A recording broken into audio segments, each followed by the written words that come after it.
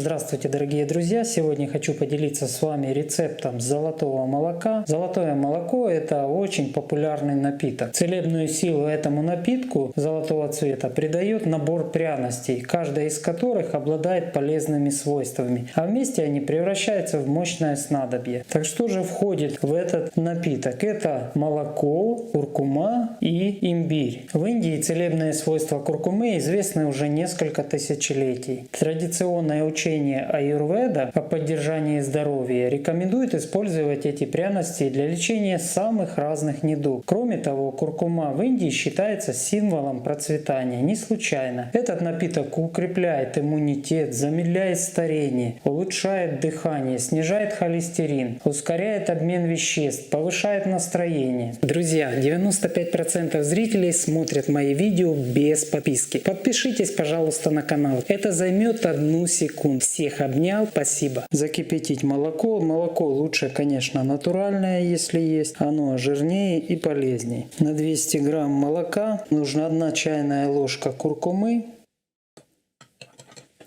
пол чайной ложки имбиря и добавляем черный перец, 1/4 часть чайной ложки. Все это хорошо размешиваем.